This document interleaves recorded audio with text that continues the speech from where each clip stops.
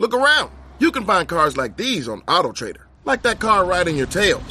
Or if you're tailgating right now, all those cars doubling as kitchens and living rooms are on AutoTrader too. Are you working out and listening to this ad at the same time? Well, multitasking pro, cars like the ones in the gym parking lot are for sale on AutoTrader. New cars, used cars, electric cars, maybe even flying cars. Okay, no flying cars, but as soon as they get invented, they'll be on AutoTrader. Just you wait. AutoTrader. Stop by Sherwin-Williams and get 30% off select paints and stains May 2nd through the 12th. It's the perfect time to transform your space with color.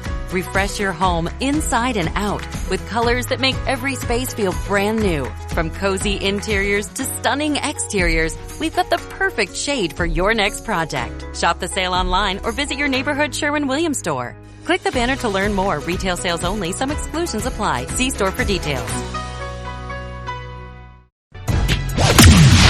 From the Fifth Quarter Studio in Madison, Wisconsin,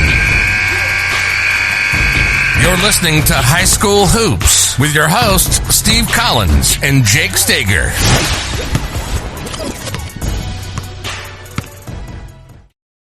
Hey, everybody. Welcome. So excited you decided to join us today. Before we jump in, I'd like to give a big shout out to our two sponsors. First of all, Dr. Dish, the number one shooting machine on the market. You aren't going to find anything else like it. They are our sponsors because I own 3 of them, and I truly believe in this machine. I truly believe in the people that work there and the product. Mention Coach Unplugged, and they'll give you $400 off. Just say, Coach Collins sent me. Coach Unplugged sent me, and they'll take really good care of you. Trust me. Also, go over and check out teachhoops.com for coaches who want to get better. 14-day free trial. You're going to want to check it out before prices increases. You know, it's just that things happen. Coach Collins has only got so many hours in a day. Go over and check it out. It's got the roadmap. It's got everything that you need to become a better basketball coach in one stop. You know, if you're looking for clinic videos, if you're looking how to break a 1-3-1, if you're looking how to run a zone offense, if you're looking how to pick an offense, if you're looking for anything, it's got it there for you. As I hit my microphone, oh well. And it also helps us pay the bills, helps us keep all these podcasts, the High School Hoops and 5-Minute Basketball Coaching Podcasts and Funnel Down, and all these things free to you. Teachhoops.com is what pays the bills and keeps the lights on. So we'd love if you went over and check that out. And let's head off to the podcast. Record this. So over in the chat, why don't you put where you're from, so I can get an idea of, Maine. Well, we love, hi, Lee. Amy sent me an email about you, but I think you already responded to it. New Jersey, Arkansas, Albuquerque, Georgia, Oklahoma, Nebraska, Michigan, Kentucky, Missouri, Minnesota. Good. No, Wisconsin. Ooh, there's a Marshfield. We're going to have to watch the Marshfield person. I don't like sharing this stuff with the people in Wisconsin. What do we got? Colorado, Kansas, Mississippi, MISSISSIPPI, upstate New York. If any of you have listened to my podcast before, you know there are 2 places. Missouri. All right, awesome. There are 2 places that I have not been. Two states I have not been in the U.S.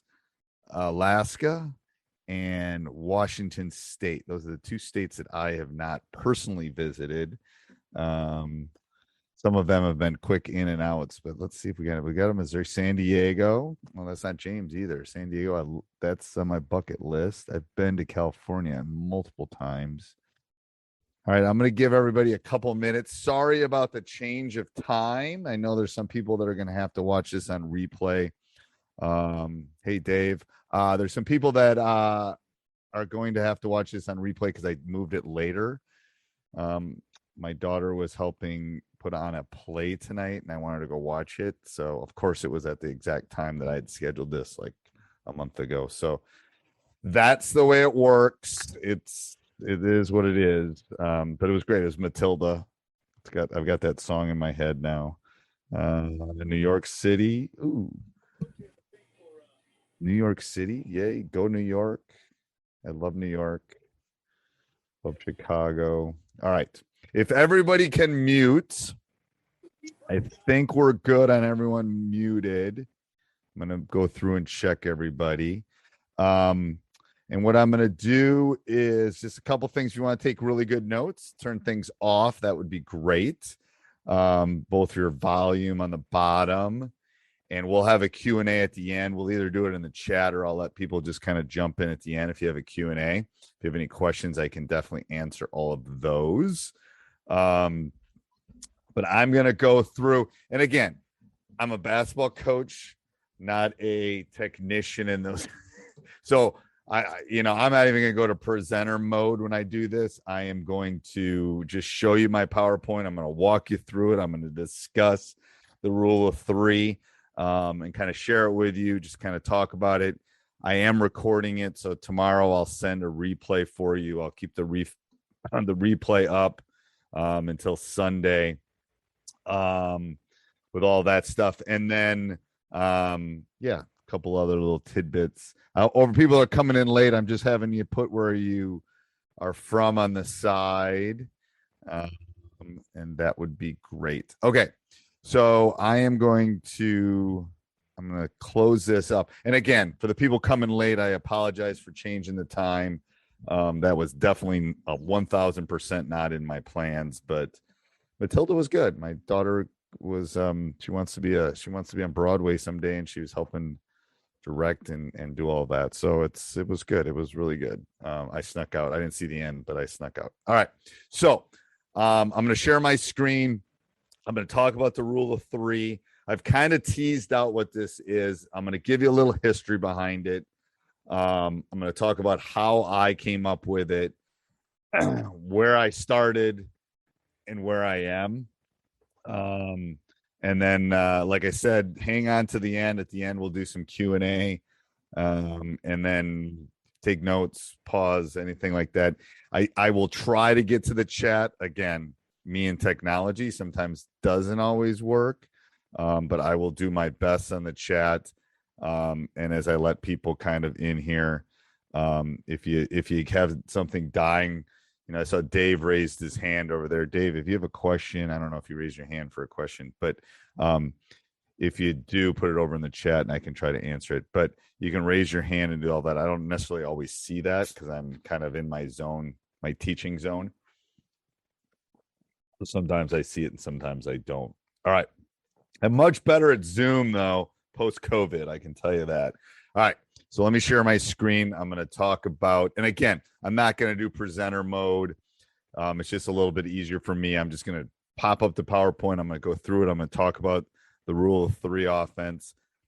I mean, obviously, like I said, I'm a basketball coach. It's like if I was more creative, I probably would have come up with a better name, but it kind of tells what I wanted to do. Okay. Can somebody, if you can see where it says rule of three, it says Steve Collins and John Morgan. If someone can unmute and say they can see that, let me know. That would be great. Got it. Perfect. Yes. Awesome. All right. So rule of three. So I'm going to, like I said, I'm going to click through. I'm going to go through to this screen right here. All right. So I'm a stats teacher. Any of you that listen to podcasts, I'm a stats teacher. So I'm always looking at numbers. I'm always looking at effectiveness. I'm always looking at how things are kind of working. And I've had wide range of teams. I've had teams that I could do something at 3:30 and they would know it by 3:35. I've also had teams I could do it at 3:30 and they would never understand it ever. So I've had the widest range of teams that you can imagine. So why the rule of three? How did this come about? Well, I've had a stretch, not recently, but I had a stretch where we were running. 30 years ago, when I won my first state title, I was a flex coach. I was running the flex swing, kind of a variation, very structured offense. 15 years ago, that's what I was running. And I've morphed into different things because, first of all, I think the game has changed. First of all, I think the players have changed. I've changed. I think you have to change with the times. So I went to a little bit of Princeton. I went to a little bit of dribble drive. I went to a lot of read and react. I think Rick is a master. But all of them had things that we couldn't do. Okay. We couldn't effectively attack them. And maybe it was my teaching, maybe it was the players, I don't know, but we just couldn't do it. So they couldn't remember everything. You know, we'd run plays and all that kind of stuff. So the forgetting curve, this is for days. There are two types of memories. And this is, if you see me, I'm in my library. This is where all this kind of came from. So I started doing some digging on memory. And there are two types of memory. There's long-term memory and there's working memory, short-term memory or working memory. Okay. And this forgetting curve, I just thought it looked cool, but that's more long-term memory when you retain things. So what I need my players to do is have that working memory, right? Because when we're running our offense, it doesn't seem like they have this problem on the defensive end. It does seem to be a problem on the offensive end. So how did the rule of three come about? Well, we were running the read and react, and I think I've had Rick on my podcast like 3 or 4 times. And if you know anything about the read and react, it's similar to like some of the more complicated, like Princeton. There's like 77. I'm not kidding. There are so many layers to the read and react. Do this, then you do this, then you do this and this. And my guys, we tried to implement it with a very bright team, actually, a basketball IQ team, and we couldn't do it. So that's when I dove into the rule. That's when I drove into memory, and why can't they do this? Okay. So I talked about the scientific of memory. One of them is called working memory, short-term memory. So I basically I dove into why couldn't my guys remember? Well, if you know anything about short-term memory and you know anything about learning, kids remember things in chunks, right? 3 to 5. So the study that I found, the best one is studies have shown the underlying limit of central component memory is typically 3 to 5 chunks. Now, I can give you tons of examples of that. Think about your phone number. When phone numbers first came out, they were 7 digits, right? No one could remember them. No one remembers phone numbers now anyway, but they couldn't remember phone numbers, so they broke it up, right? 3 area codes, 3 numbers, first 3 numbers, last 4 numbers. So security numbers, 2, 3, 4, right? 3, 2, 4. They break it into chunks. That's how you remember things. When they ask for at least me, when they ask for my last 4 digits, my social security number, I have to work through the chunks to get to the last 4. Everything, it tends to be in groups of 3. Life, liberty, pursuit of happiness, just do it. Finger licking good. Everything, do these 3 things when you go through TSA. Everything tends to be in chunks of 3. Or 3 to 5, but 3 with my guys, we needed to go to 3. So there's science behind why I'm calling this the rule of 3, basically, is what I'm telling you. I want them to, on the offensive end, to only have to remember 3 things. That's it. Just 3 things. And if they can remember 3 things, then they will be set. Now, think about basketball. Everything in nature, it tends to be in groups of 3 too. If you think about when a basketball player catches the ball, they can only do 3 things. So if I have the ball in my hand, I can only do 3 things. I can shoot, I can dribble, and I can pass. There's really only 3 things. Obviously, the offense is a lot more but everything tends to be in groups of 3. Okay, I'm not sure why in nature and all that, but everything tends to be in groups of 3. So that's how the rule of 3 came about. I was literally struggling with the read and react. It was too complicated. There were too many things. So John Morgan, who's one of my assistants, and myself came down and said, we need to get this so simplified that they can just do these. And what it's done for us is it's opened up practice time. We're just teaching them specific things to do. And then we drill the crud out of those things. Because if you think about it, you're either on the ball, you're off the ball. There's specific spots that you are on the floor, and that's it. And, when you do this, you can basically, when you have the ball, what can you do? And what do you do when you do this? There's only 3. So we found that their memory is much faster remembering. It's simplifying. You can run this, and I'll explain. You can run it we'll probably run I'm trying to think of this year's team. We'll probably run a 5-out and we'll probably run a 4-out, but you can even put 2 inside. It helps in transition. It helps in all the things, but it basically simplifies down to a 3x5 card. I think I have one here. I don't have one with a thing, but a 3x, you can get everything they need to know on this 3x5. So by week 2, we're working on drill work. We're working on reads. We're working on those kind of things. And it simplifies a lot. So basic concept, 5 spots. I'm just going to briefly talk about the 5-out because that's what we've run recently. But like I said, you can run it as a 4-out. You can run it as a 3x2. You basically fill 5 spots. Everybody moves on passes. Every overplay is a back door. That is probably the hardest read to drill, is when someone overplays and denies that backdoor cut. So we drill that a lot.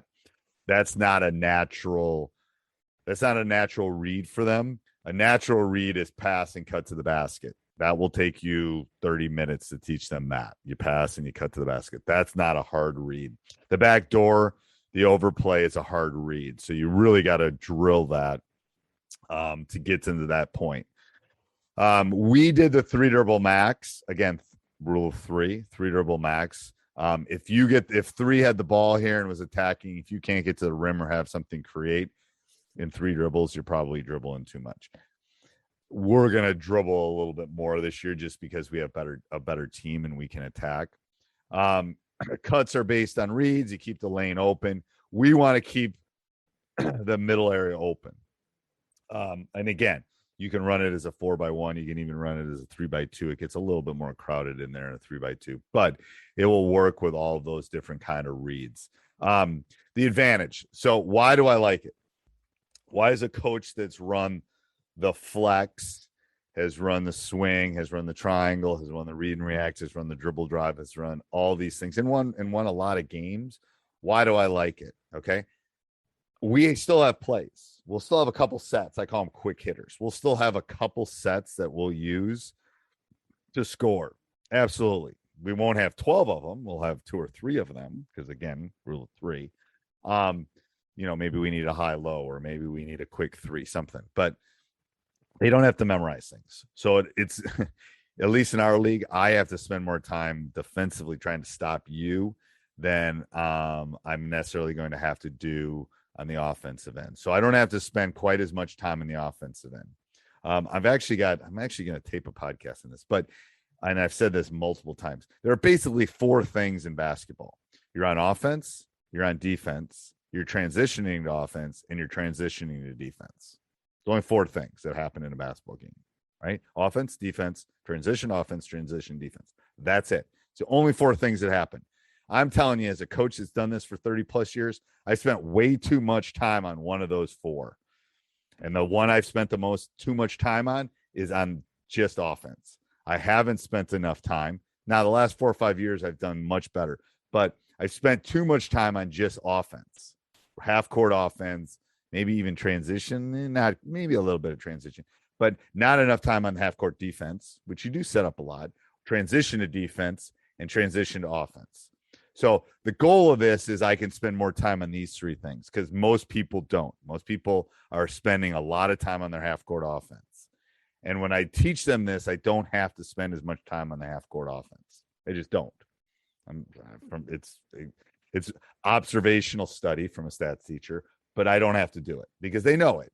Now, do we always do it right? No, but I can go work on skill work. I can go work on breakdowns. I can go work on reads, which will correlate to what they're supposed to do on the offensive end.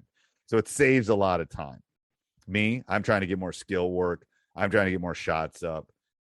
I'm trying to save time because those 4 areas are what I got to work on in practice. I got to work on situations and maybe our combination defense and maybe, our last 2-minute play, whatever. I get it. We all have to work on those.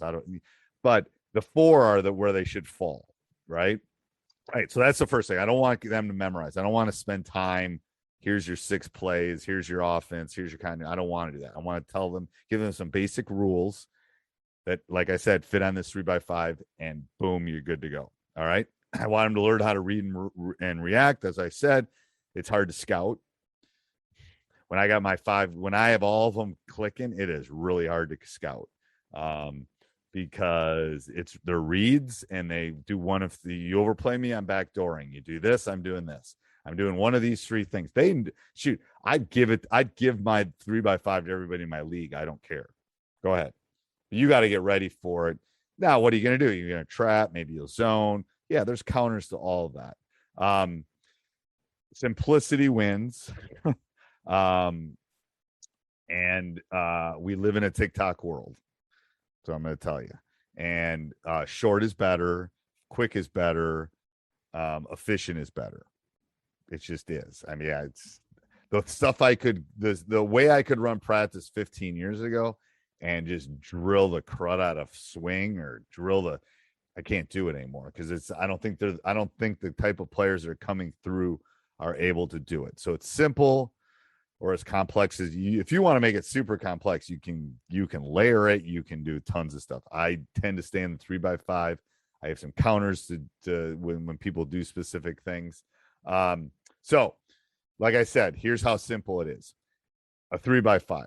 I've broken it down. You're either got the ball, you're off the ball, or in the weak side. You're one of three areas. And then there's some basic rules, kind of like I talked on the top. So on the top of the 3x5, I put the basic rules and I give them, I don't think I have one of those 3x5s. But on the top, I have that. And then in the bottom, I have, you have the ball. Here are the three things. You have this, you have these three things. And that's what we drill. That's eventually, if you like this and want to go further with it, that's where the drills come in, all that stuff. But so passers options. So I just passed. Okay. So I'm going to give you a taste of what I'm talking about. So this is one option. I had the ball and I just passed it. So if I go back up here, I'm 1 and I just passed the 3. Okay. So 1 has the ball. They bring it up. They pass it to 3. There are 3 things that you can do. First is you can cut to the basket. Okay. Cut to the basket means I'm cutting to the basket and I'm putting my head under the rim. I'm going as low as I'm going to score. That's the first thing you can do. Second thing is you can screen or pick the nearest man. Okay. So if I'm 1 and I pass the 3, my screen is the 2. Simple. Okay. Then the last thing I can do is I call them slips. Okay. They're basically a fake screen and then a cut. Or you can pop. You can replace for a 3. Those are the only 3 things that you can do. You can cut to the basket. You can screen the nearest man because there's always going to be a nearest man. Or you can fake screen, which is going to work better after you screened a couple of times, and then slip, which you'll get a basket. Or you can pop. You can fake and pop back up. Okay? 3 things. That's it. Okay? Then when the receiver gets it, what do the weak side people do? So we're going to add to those things. What do you need to drill? Okay. What do you need to drill to get good at this offense? You need to teach how to set screens, which is going to be something after this beta version I'm going to add. Okay. Once I start practicing and get some stuff, I'm going to show you about some screening and pausing. So how to set screens, how to use picks, right? One of the key things with using screens, and this is what I tell the person coming off the screen, not the screener, the person coming off the screen, I make them stop. The first month of practice, when you're coming off the screen, I have the screener and the offensive player like right next to each other, and it will be a better to show it visually. But I have them stop. I have them literally stop. Because then they can read, is it a curl? Is it a pop? Is it a slit? What are you going to do off that screen? Because what happens is there's this big gap the size of the Grand Canyon between the screener and the person coming off it, and it never works. So I literally make them stop so they're shoulder to shoulder. And then we talk about reads, and we do different types of reads. We talk about curls. We talk about pops. Anyway, and then how to slip. Okay, slip is, remember, fake screen. Boop, slip. So we work on that. Those are the fundamentals that we break down. How to set screens, how to use screens, and how to slip. You'd be surprised how long those 3 things take, right? If you're doing all these other things offensively, you're not even, this is what I call the ABCs. This is what I call the basics. This is if you're going to take calculus class, you better learn to add first. If you can't set screens and you can't read screens and you can't slip or fake screen, then it doesn't matter what offense you're going to run. I'm just going to be honest. So the offense is simple enough that it gives me time to go practice those. It gives me time to rep those in practice. Because think about the teams that you see, how many are good screeners? How many are good at reading the screens? My guess is it would be a relatively small number. So I think that's an important read. Next thing is reading the defense. Which cut to use, varying the cuts, creating confusion. So I'm gonna tell you from someone that's run this offense and a variation of this offense for a relatively long time, is they all want to make the same cuts. They all want to make a curl cut. They all want to make a pop. Whatever their cut is, they want to do it over and over and over again. I literally was pre-pandemic. Look around. You can find cars like these on AutoTrader, like that car riding your tail. Or if you're tailgating right now, all those cars doubling as kitchens and living rooms are on AutoTrader too. Are you working out and listening to this ad at the same time? Well, multitasking pro, cars like the ones in the gym parking lot are for sale on AutoTrader. New cars, used cars, electric cars, maybe even flying cars. Okay, no flying cars, but as soon as they get invented, they'll be on AutoTrader. Just you wait. AutoTrader. I had 2 or 3 players out of my top 8. They would pass and cut to the basket every time. That's all they would do. They would never go set a screen. They would never slip. They would never. It was pass and cut. Well, shoot, I can defend that. This water bottle can defend that. I'm just being serious about it. So teaching them to vary cuts is important. We do some drills on calling things out, making them just so they get the feel of it. Because what they're like any kid, they're going to do the easy way, and they're going to do what feels comfortable to them. So going back to why this offense, it's simple. It gives you time to practice it. It gives you time to work on other things, like these 2 things, the fundamentals and the reading the defense. Most offenses we're working about, like the horn set, we're working on it. Great. I think simple is better. Like defensively, we switch just about every screen because I want to make it simple. I don't want to have any questions about what we're doing. It's easier because it gives me time. It's chunks of 10 hours a week, 2 hours a day, or 12 hours a week, 2 hours a day for 6 days a week is 12 hours. The less I can spend on those kind of things and the more time I can spend on other things is better. That's one of the reasons I think this offense rocks, actually. So 5-out alignments. We want to balance the floor. There's lots of different alignments. But what fits on the 3x5? The passer options, the cutter options, and the weak side options. That's it. Those are the only 3, and they all fall into 3 categories that we kind of want to talk about. I'm talking too much, but anyway. Once I get going on this and I get excited about it, I could talk probably for 6 hours. But anyway, so those are the, going back to the rules. They all fit on the 3x5. There's passer, cutter, and weak side. Passer, cutter, weak side. Those are the 3 options. And those are what we break down drill-wise. Those are what we break down transition-wise. Inside what I'm gonna share with you in a bit is I put one of our entire games in where you could see us run this.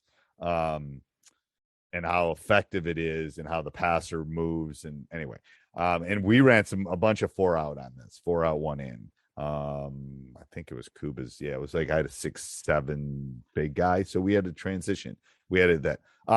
So the transition in this offense works.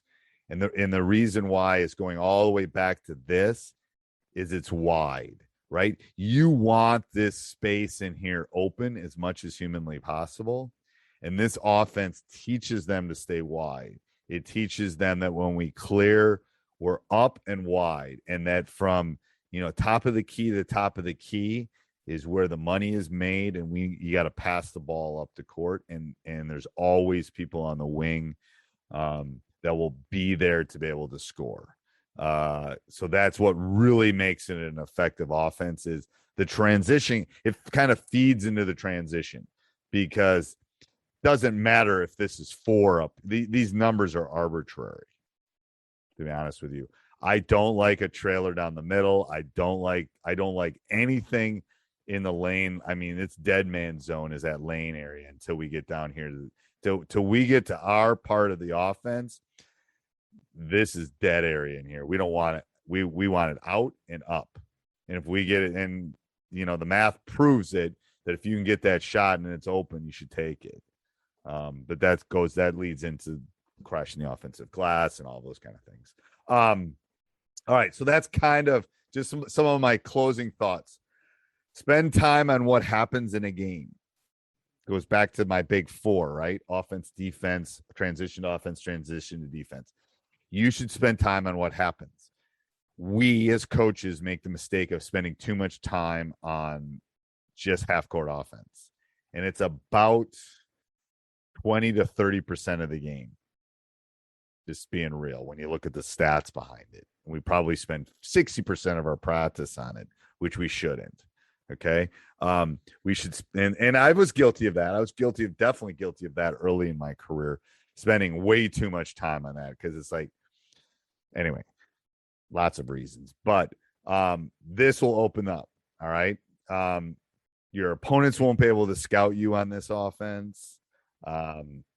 You'll have to spend less time on the offensive end. You can work on, like I have been guilty until my son came through, of not spending enough time on shooting, of not spending enough time on skill development. Okay. This is data driven. It works, and it works because it's simple and I can teach it faster and it can be effective. It works against a matchup zone. It works against a 2-3. There's some tweaks against a 1-3-1. There's some other things that, as far as we could talk about next week. But there's some things that you can tweak on it that work against zones. Become a shooting team, and that takes care of half the zone issues. But especially a matchup zone, this works great against a matchup zone. I like it because it's easy to teach. It's quick to teach. They can learn it because they can learn three things. They can make a 10, 15-second TikTok. They can learn three things. And they know where they should be. They know they're either the passer. They know they're either the cutter. They know they're either the weak side. And there's always movement. And they like it because it works in transition. It allows them to get the ball up the court.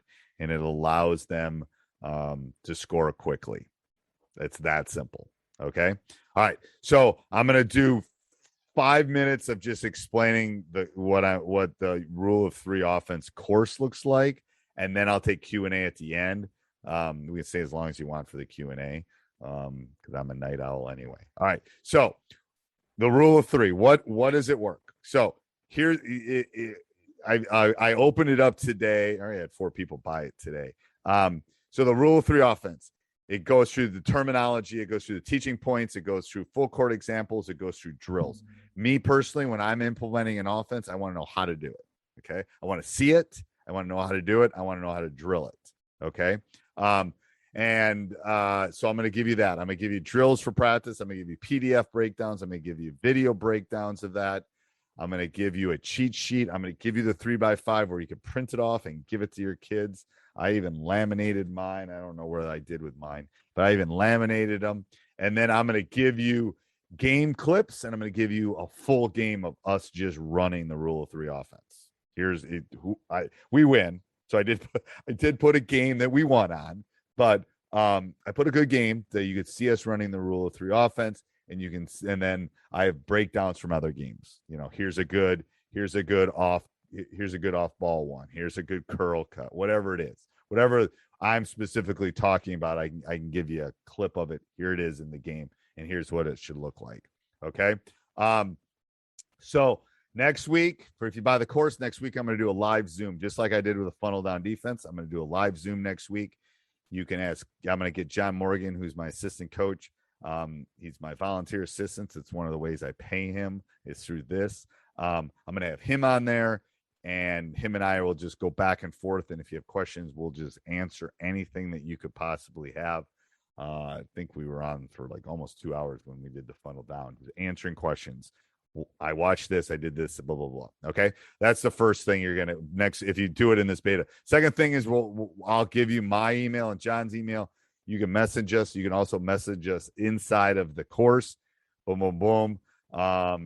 And then once practice comes around, I have some practice clips from a couple years ago, but I wasn't real happy with them. So I'm going to give you some of those clips mid-November, December. Okay. I've got breakdowns and stuff of us doing it, but I want to give you some actual practice clips. Like I said, I've already got game clips in there for you. So how much? So just like I did with the funnel down defense, I'm not asking 149. I'm not asking 129. I'm not asking 99. Today till Sunday, it's going to be $69. That's it. $69, rule3offense.com. You get all that stuff. Again, I'm a basketball coach, not necessarily a salesman. But anyway, you're going to get all of that. You'll get the free Q&A next week. You'll get messaging with me. I still have people messaging me about funnel down all the time. Game film, all of those kind of things. I will give all of those to you, and you'll be able to have it. I keep adding to it. I still added the funnel down. I just added some stuff last week to the funnel down. Everything that I add, you'll get forever because you'll be in the course, whatever. As long as I keep adding stuff, you'll keep getting it forever. Oh, I like this. I just put up a couple things about kind of implementing the rule of three today. So I keep adding. When I find things that I think are going to be helpful, I'm just going to put it in there. I'm going to be honest. It's 69. It'll be 69 till Sunday, and then it'll go up. And then it went up. It's funnel down's gone up twice. And then I think I'm at a good price right now, or where I want to stay. All right. I'm going to stop my share. I'm going to go back to the Q&A, and I'm going to get my chat so I can see all of you. Hold on. I can't do it right now. And if anyone has any questions, why don't you throw them in the chat? Ooh, we got another Alabama and a couple more Missouris, North Carolina. I got a story. Australia. We love the how did the offense work against pack line? Okay, it works really good against pack line. You got to work on the skip a little bit more. And the slips aren't there as much to the basket, but the pops are. Now, if you're playing pack, if you can shoot threes, no pack's ever really going to bother you as long as you move the ball enough. But it works really well against you. Got to tweak. Like, that's the thing I'm going to tell you is there's an opponent we had in ours that was running a matchup, like a 3-2 matchup. So that week we worked on pops a little bit more. We worked on kind of how we wanted to come off the screens and how the weak sides worked. I know you mentioned it, but I missed how well does it do. So again, it works well against zones. Again, I'm foreshadowing this. I've got a couple of zone offenses coming down that, again, I'm near the end of my career, so I don't want to. Anyway, but we run this and a couple of my special zone offenses. But it works. It works well. It works as well as the Princeton or Read and React or Flex or anything like that. It's just more about those specific read. If you have 4x1, it definitely works really well with a 4x1 because it's a little bit of that dribble drive opposite low post. Let me ask about how well it works. 2 posts. I tend to pop a post to the high so we can work on a high low. We didn't put anything. John and I didn't put anything in with that. We could talk about that next week, but we didn't put anything in with that. We tend to run it when we run a 3x2. We tend to run it more as a high low, and then have the other 3 guys out. Because then they got to decide, okay, we're going to take care of that high low, and then some of those reads, and then we get a little bit more of the back screen. Someone asked about 3x2. Can you use these principles with the mover blocker? You absolutely can. I'm a Wisconsin guy. You can always move everything. Everything works with pack line and mover blocker. Do you have a rule for the post?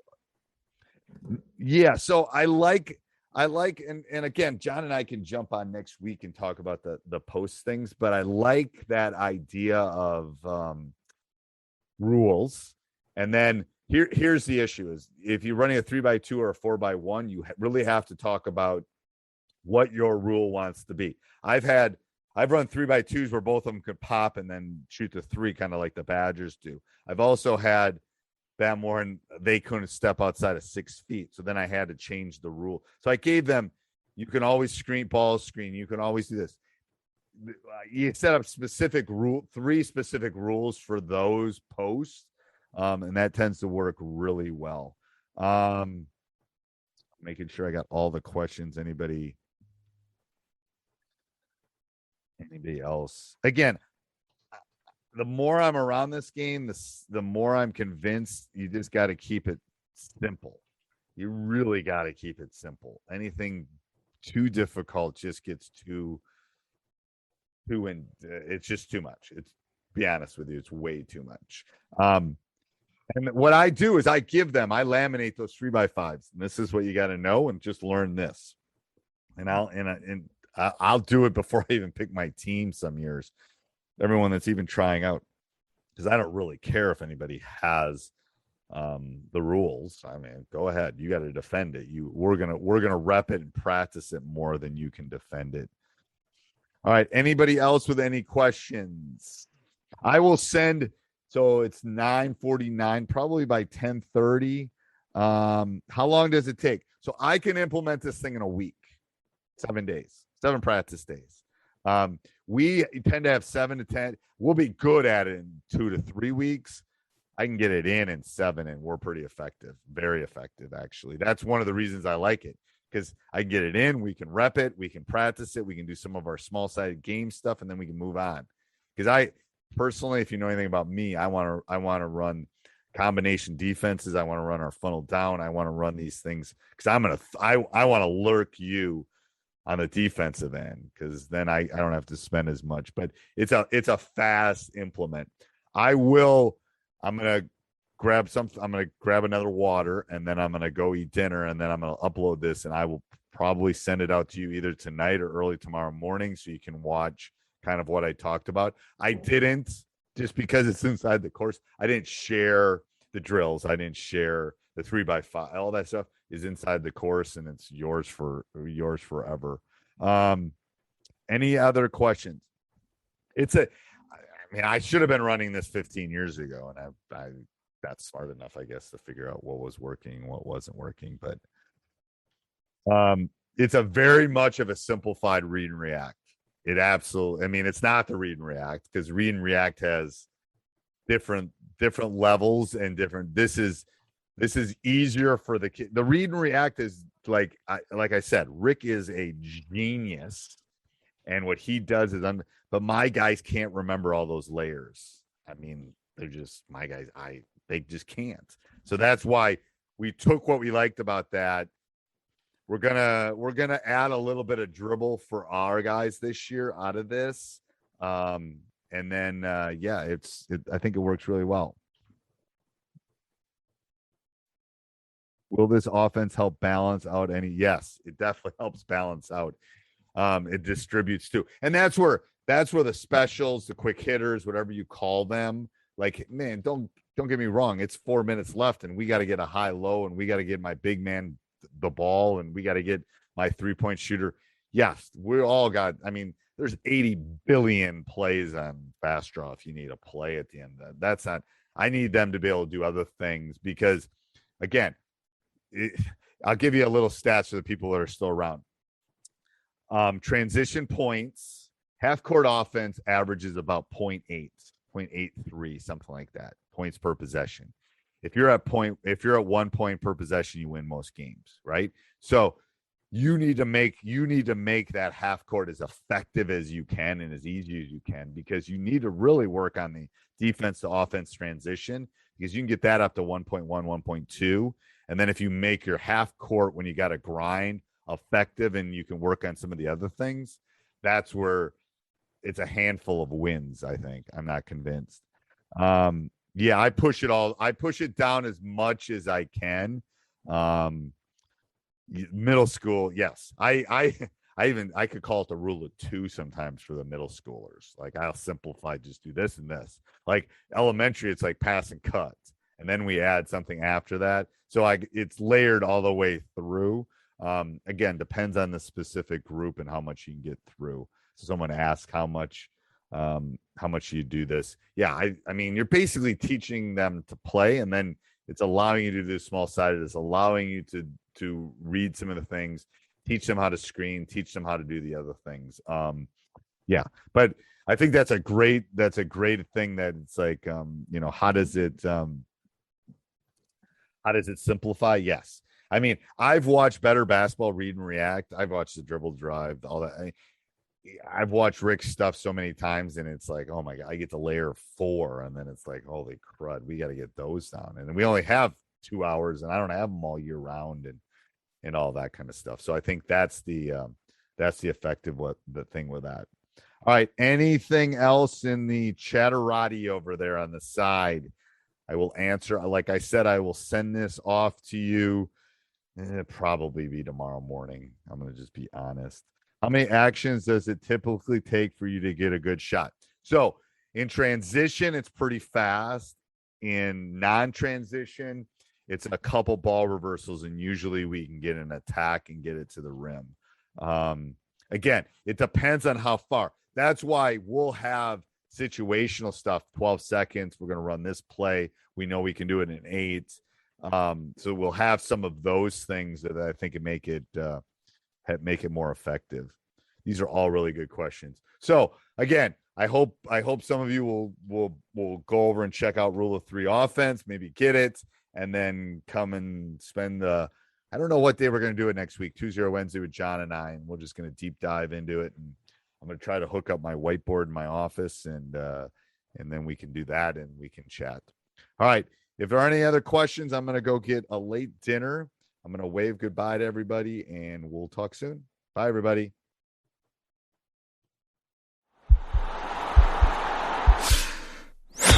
This podcast is part of the Sports Social Podcast Network.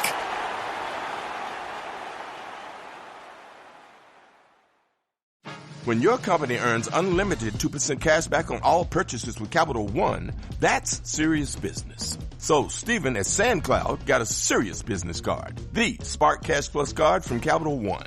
We used our 2% cash back to help build our retail presence. Savvy, Stephen. And we get big purchasing power, so our business can spend more and earn more. The Spark Cash Plus card from Capital One.